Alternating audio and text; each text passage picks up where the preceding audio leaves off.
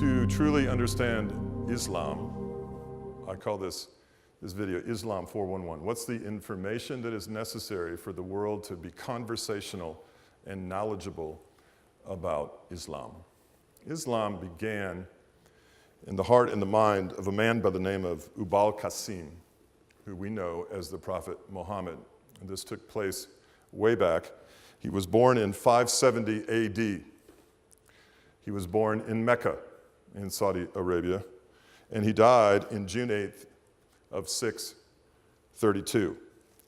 A lot of the revelations that Muhammad received that went into the Quran were borrowed from other religions. We'll talk more about that in a little bit. In 610 AD, according to Muhammad, he had a revelation from the angel Gabriel, the very angel that prophesied to Mary in the New Testament. And in this revelation, he was startled at first. He was in a cave in a town called Hira. He was startled at first because he thought it was some sort of demonic spirit. It really threw him for a loop. The revelation stopped, but then they continued later in his life, and he began to put together what we know to be the Quran. For the remainder of his life, as these revelations came and he began to publicly preach this religion, he was greatly resisted by the people in his area, for they were making a great deal of money off of idols. He actually began to fight back by assembling a following. His mother was the first follower of his. He got an army of followers, and he began to even create war against those who opposed him. Allah was a word that he was meditating upon in this cave when he heard a voice. And according to Muhammad, he heard a voice that said, "Proclaim, proclaim, proclaim." And he thought he was speaking, meditating on the name of an angel, and he came to realize that Allah was God himself. And he saw his mission then in life was to proclaim, proclaim, proclaim. The word Islam means to surrender. It means peace. A Muslim is one who surrenders to the will of Allah. Now, this camel driver, Muhammad, in his early days, worked for a very wealthy woman who had a caravan service. He ended up marrying this very wealthy woman, and she became his wife. And he enjoyed her prominence and her favor.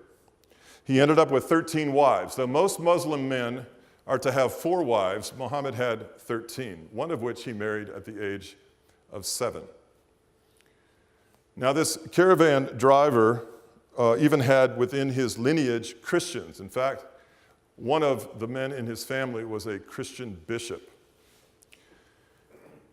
Now, the Islam religion bases itself on salvation that is based, for the most part, on good works.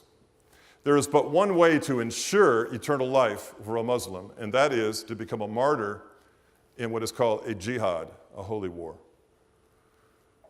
That is a guaranteed entrance into paradise.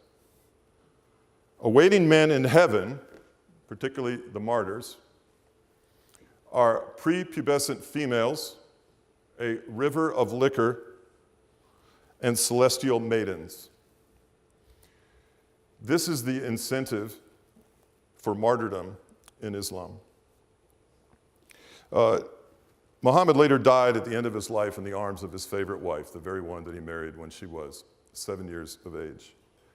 So herein lies the birth of Islam, the writing of the Quran that Muslims today will say was actually dictated word for word by God and written by God and actually preserved over antiquity, even before the revelation came through the angel Gabriel to Muhammad in the cave in Hira. And therein lies the birth of Islam as we know it today, and now over 1 billion followers from that one little cave in Hira. That's the birth of Islam, to surrender to God.